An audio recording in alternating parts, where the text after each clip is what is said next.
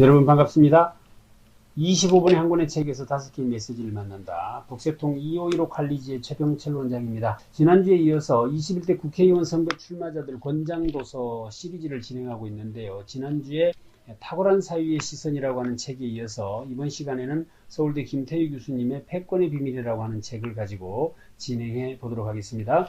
후보님 이 책 읽어보셨나요? 설마 이 책은 읽어보셨겠지요? 이런 관점에서 진행되고 있다는 거 말씀을 드리고, 혹시나 이미 출마하셔서 여러 가지로 바쁘신 중에 계신 분들에게 부담을 드릴 생각을 가지고 이 프로그램을 진행하는 것은 아니고요. 어떤 책을 가지고 공감대를 넓혀간다는 것이 여러 가지 의미를 가질 수 있죠. 특히 우리 사회가 가지고 있는 가장 큰 병폐 중에 하나라고 하는 갈등 해소, 이 부분에 있어서 공감대가 확장되어진다는 것은 매우 유의미가 있다라는 관점에서 진행된다는 거 미리 말씀을 드립니다. 이 책을 안 읽으면 그러면 훌륭하지 않은 분이냐, 이런 관점으로 접근하지 마시고, 이 책에서 어떤 메시지를 주고 있는데 이런 메시지를 어떤 후보자가 가지고 있는지를 살펴보는 기준으로서 제시해 드린다라는 말씀을 드립니다. 부제로 제가 말씀을 드리는 설마 이런 책도 안 읽으신 분이 우리 대표를 하시겠다는 것은 아니시겠지요? 이런 반문은 유권자들이 현명해져야 한다는 관점에서 이 말씀을 드리고 있는 것이라는 것 이해를 해주시면 좋겠습니다. 말씀드렸던 대로 서울대 김태유 교수님이 패권의 비밀, 어떻게 하면 우리나라가 이 패권을 다시 가지게 될 것이냐, 확보할 것이냐에 대한 고뇌에 취한 이야기를 써놓으신 책입니다. 이 책 지금부터 같이 한번 살펴보도록 그렇게 하겠습니다. 자, 오늘은 말씀드렸던 대로 패권의 비밀이라는 책입니다. 자, 이 책을 우리가 대할 때 우리 태도가 어떠해야 하느냐에 대한 말씀을 좀 드리려고 합니다. 결론적으로 이 책이 읽고 나면 나는 어떤 사람인가 라는 것을 이 문장으로 정리를 해봐 드립니다. 패권을 잡으려고 하는 사람입니까? 패권을 잡은 사람에게 잘 보이려고 하는 생각을 가진 사람입니까? 이것은 조금 더 범위를 좁혀서 보면 주인이 되려고 합니까? 머슴이 되려고 합니까? 와도 같은 맥락의 이야기라고 저는 생각을 하는 것인데요. 우리나라가 패권을 잡으려고 치면 패권을 잡으려고 하는 생각을 하는 사람이 많아야 하지 않겠습니까? 많은 나라가 어떤 경우에도 패권을 잡을 일은 없을 것이다. 우리 곧잘 인용하는, 예전에 노예가 그렇게 많았지만 노예가 스스로 해방되지 못한 이유는 무엇 때문이다? 노예가 노예로부터 해방하겠다는 생각을 해본 적이 없다. 그들이 했던 생각은 오로지 노예의 대장이 되는 생각이었다라는 이야기를 많이 들으셨는데, 이것이 국가적 차원에서도 그렇지 않겠느냐. 그렇다면 우리가 지금 대표를 뽑는데 패권을 어떻게 하면 잡을 것인가를 고민하는 대표를 뽑아야 하겠습니까? 아니면 패권 잡은 나라에 가서 어떻게 하면 잘 보일까를 고민하는 사람을 대표로 뽑아야 하겠느냐. 이게 매우 중요한 이야기입니다. 왜냐하면 지금까지 우리가 왜 계속해서 갈등을 하고 국가적으로 사회적으로 계속해서 갈등이 표출되어지는 모습으로 가느냐 하면 이 두 가지로 나누어지는 사람들이 우리 대표를 하고 있기 때문에 그렇다고 보는 것입니다. 그래서 이 두 가지의 관점으로 이 책을 좀 접근하신다면 좋겠다. 4차 산업혁명 시대라고 하는 절호의 기회가 우리에게 다가오고 있습니다. 4차 산업혁명 시대가 결국 이 판이 바뀌면, 이 판이 바뀐다는 이야기는 기회가 온다라는 것인데, 그 기회를 잡게 되면 우리도 패권국이 될 수 있다는 전제하에서 노 학자가 자기의 모든 에너지를 넣어서 이 책을 썼다고 언급을 해놓고 계십니다. 이렇게 시작됩니다. 안중근 의사 31세의 나이에 돌아가셨습니다. 유관순 19세의 나이에 죽었습니다. 윤봉길 25세의 나이에 기꺼이 돌아가셨습니다. 여러분들 시간 되시면 윤봉길 의사가 그 목숨을 던지러 가기 직전에 자녀들에게 써놓았던 유서를 한번 찾아서 읽어보시기 바랍니다. 400만 우리의 청년들이 일본의 강제징용에 끌려갔습니다. 20만 조선 처녀들이 일제히 위안부로 끌려가는 이런 비참한 일들이 왜 우리 민족에게 있었느냐라는 이야기를 합니다.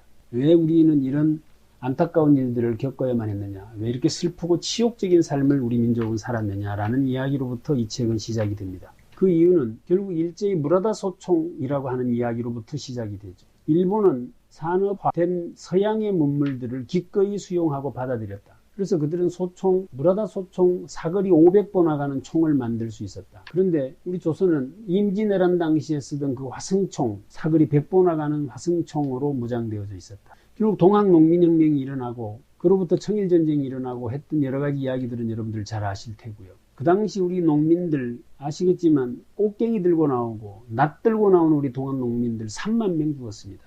그때 일본군은 1명 죽었다는 사실을 생각해 본다면 이것은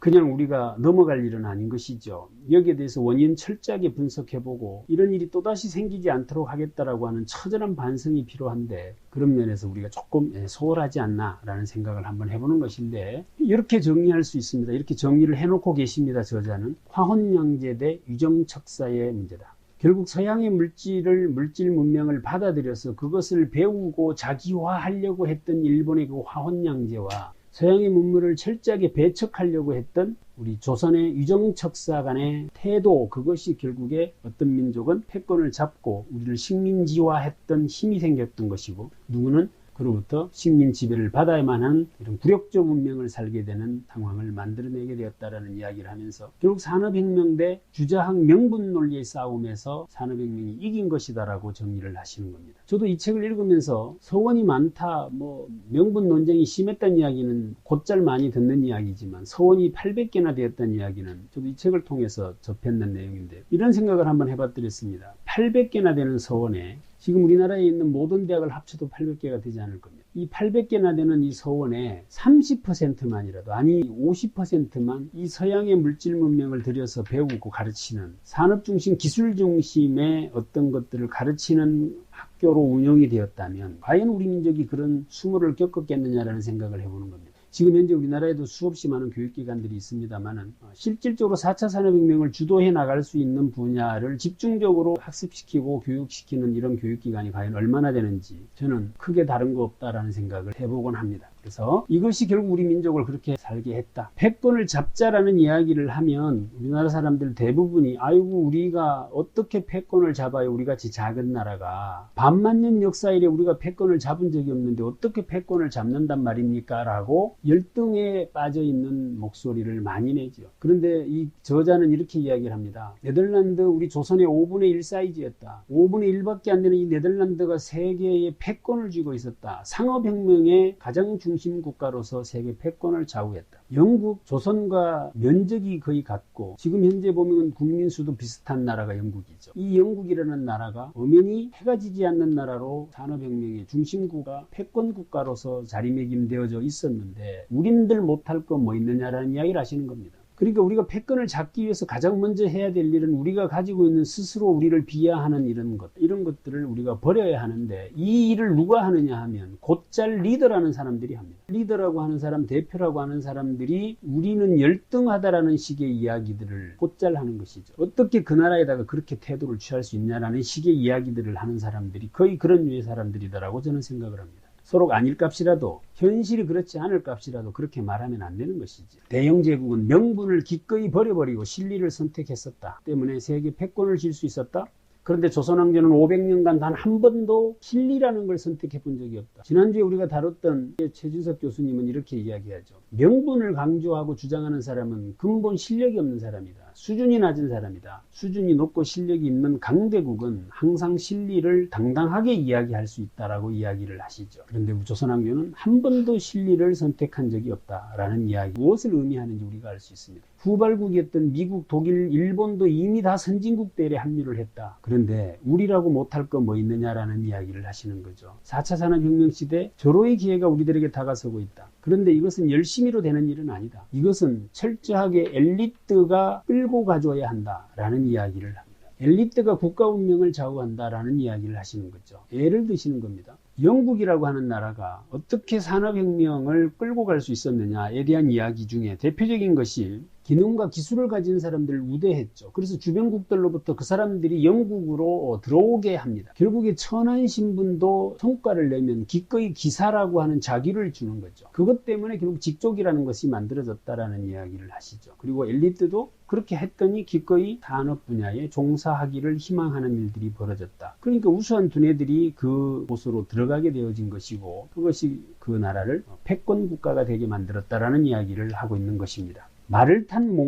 몽골은 말 타는 걸 권장했죠. 이것 때문에 약탈론이라 그래서 말을 타고 다니면서 도둑질도 하고 또 뭐 이렇게 부녀자를 이렇게 납치도 해가고 하는 이런 부작용이 생겼습니다. 하지만 그 말 타는 걸 금지했던 나라들은 다 징기스칸의 지배를 받는 일이 벌어졌죠. 해금 정책을 폈던 나라, 명나라, 우리나라 다 해금 정책을 펴지 않았던 영국이라는 나라에게 다 어떻게 되었습니까? 영향을, 지배를 받는, 오히려 패배하는 이런 일들을 겪게 되어진 것이죠. 산업화라고 하는 것이 농업의 진화로 이루어진 일이 아니다라는 이야기가 사실은 이 책에서 하고 싶은 이야기의 굉장히 중요한 포인트입니다. 산업화가 그저 농업화가 끝나니까 농업혁명이라고 하는 것이 자연스럽게 진화되어서 산업혁명이 일어난 것이 아니다라는 이야기입니다. 농업화라고 하는 것에다가 의도적인 어떠한 개입, 이것이 산업화를 만들어낸 것이다라고 이야기를 하고 계신 것이죠. 그래서 이렇게 정리할 수 있습니다. 산업화는 의도적이고 계획적인 것이다. 이 이야기는 어떤 이야기냐? 이거 누가 해야 됩니까? 누가 의도를 하고 누가 계획을 해야 되는 것입니까? 이거 리더들이 해야 되는 일입니다. 엘리트라는 사람들이 이 일을 해야 되는 것이죠. 결국 의도라는 말에 우리가 방점을 찍어볼 필요가 있다라는 사실을 우리가 기억하시면 좋겠다라는 것이죠. 몽골 제국은 그 넓은 나라를 점령을 해가면서 그 패권 국가로서 존재하고 있었죠. 그때 그네들이 선택했던 것은 결국 무엇이었느냐? 현지 생산 방식이라고 하는 어떤 이런 독특한 방식들을 채택함으로 해서 패권 국가가 될 수 있었다라는 이야기를 합니다. 그것이 무엇 때문에 가능하냐라는 이야기도 결국 말을 타게 하느냐 타지 않게 하느냐. 그 당시 농업이라고 하는 것들은 더 이상 어떤 잉여 생산이 생겨나지 않습니다. 노동을 더 투입하거나 토지를 늘려가는 방법 말고 단위 생산당 잉여 생산이라는 것은 부가가치가 더 창출되어지는 것은 불가능한 것이죠. 이때 몽골만 영토를 확장하는 방법을 썼던 것이죠. 때문에 세계를 제패할 수 있었다. 농업국가의 지배자들이 일반적으로 생존하는 방법으로 많이 택하는 것이 바로 세금 수탈이라는 방식을 이야기하고 계시는데요. 저도 굉장히 재밌다고 생각을 했는데요. 세금을 수탈하면 농민들이 불만이 많아져서 오히려 농업에 종사하는 것을 소홀히 할 것 같지 않습니까? 지금 같은 정서에는. 그런데 세금을 수탈했더니 세금을 내고도 먹고 살 것이 남게 하려고 더 열심히 하더라라는 것이죠. 그래서 농업국가 지배자의 유일한 생존 방식은 세금 수탈이었다라는 이야기를 하는데요. 제가 왜 이야기를 읽으면서 참 바뀌지 않았구나라는 생각을 하게 되었느냐 하면 무엇이 바뀌었습니까? 지금 현재 우리 포퓰리즘이라고 하는 이야기를 곧잘 하게 되는데 거기에 재원을 어떻게 충당할 거냐에 대한 이야기가 늘 양분되어져 있습니다. 그것을 부자들에게서 세금을 걷어야 한다? 아니면 그렇게 하면 안 된다라는 논리인데 그것이 세금 수탈과 뭐가 다를 게 있습니까? 이게 실크로드의 육상무역의 한계점, 그것을 극복했던 나라가 패권을 차지했다. 해상무역으로 패권을 차지한 나라들이. 그래서 진나라라고 하는 나라도 결국에는 그 나라가 가지고 있던 농업이 열악한 산악지형이다 보니 그것을 극복하는 유일한 방법은 전쟁에 오히려 나가는 것이 농사 짓는 것보다 낫다라고 하는 것이죠. 그것을 돌파구로 찾았다. 그러니 우리가 가지고 있는 약점을 돌파구로 찾을 수도 있다라는 이야기도 곁들여서 해놓고 계십니다. 중요한 것은 결국 지금 현재 우리가 가지고 있는 여러 가지 열악함 속에서 새로운 것을 시도했던 이런 나라들이 다 패권을 차지했다라는 이야기로 정리를 해드립니다.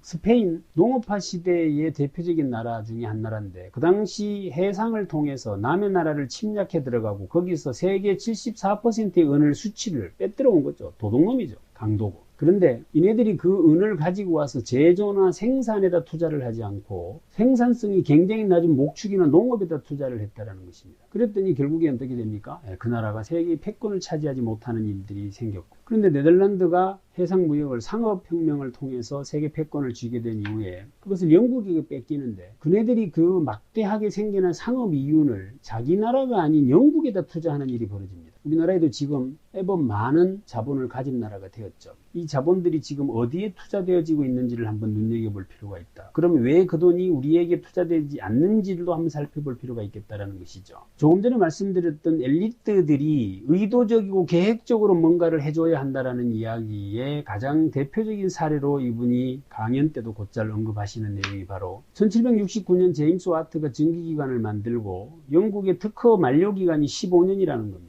그 사이에 여러 가지 곡절들이 있었습니다. 그것이 이제 상업화에 거의 다 다가서는 시점이 되었을 때 이것이 특허기간이 만료되어지는 상황이 옵니다. 이때 이 매슈 볼턴이라는 사람이 의회에 가서 의원들을 설득합니다. 이거 만료되어지면 지금까지 투자된 자본 회수 못한다. 특허기간 연장해달라. 이 요구에 대해서 지금 같으면 또 뭐 법대로 해야 된다 논쟁하고 원칙이 뭐니 뭐 이런 이야기들 하지 않겠습니까? 그런데 일사불란하게 영국 의회가 그것을 연장시켜 주는 것이죠. 그것이 촉발이 되고 결국엔 영국은 산업혁명을 완성시키는, 그래서 해가 지지 않는 나라가 되어지는 이 패권을 차지하게 되었다라는 이야기를 하는 겁니다. 결국 무슨 이야기를 계속해서 하고 계시는 거냐? 엘리트나 리더라고 하는 사람들은 패권을 가지게 하겠다라고 하는 부분에 있어서는 가질 수만 있게 한다면 어떤 것도 그것 가지고 논쟁을 하면 안 되고 일사불란하게 의도적이고 계획된 행동을 해줘야 한다라는 이야기를 사실 주문하고 계신 거라고 저는 생각을 합니다. 산업혁명으로 패권을 쥐었던 이 영국이라는 나라가 결국엔 영원히 해가 지지 않을 것으로 봤는데 결국 해가 지고 그 패권이 미국으로 넘어갔죠. 지금은 이제 미국이 가지고 있는 패권이고 그것을 중국이 차지하겠다라고 해서 양국 간에 여러 가지 일들이 벌어지고 있는 상황이라고 본다고 치면 여기에 대한 원인 분석을 이 책에서 해놓고 계시는데 뭐 여러 가지 이유들이 있습니다. 그런데 그 패권이라는 것이 뭐 지식이 누적되어야 한다, 뭐 기술력이 있어야 한다, 자본력이 있어야 한다, 또 양심적, 도덕적 수준이 뒷받침되어야 한다, 여러 가지 요건들이 있습니다. 그런데 이분이 굉장히 중요하게 다루고 있는 분야 하나가 바로 뭐냐면 영국이라는 나라가 패권을 미국에 왜 넘겨주었느냐, 결국 군수산업에 소홀했기 때문이다 이렇게 이야기해요. 군수산업에 에너지를 넣었던 나라들은 그것으로 인해서 기술력이 생기고 기술력을 확보한 인력이 생기고 그것 때문에 또 다른 제조업을 활성화시킬 수 있는 기본 기초가 되어지는 것이다 라는 이야기죠. 단적인 예가 일본이나 독일 같은 나라는 패전국이죠. 이미 초토화된 나라입니다. 기반 시설이. 그런데 이 나라들이 전후에 지금 두 나라가 공히 패권을 쥔 나라들이 되었다. 선진국이 되었다라는 이야기를 하는 것입니다. 그래서 우리 사회에 이런 기술력을 갖춘 이 기술자들을 우대하고 이 사람들이 뭔가 이렇게 힘을 받고 뭔가 도전해 보려고 하는 분위기를 만들어내는 것도 중요하다라는 것을 이야기하고 계십니다. 요 근자에 작년에 2019년도에 우리 세계를 굉장히 힘들게 했던 것 중에 하나가 미국과 중국의 경제 전쟁이었습니다. 그런데 2020년도가 되니까 또다시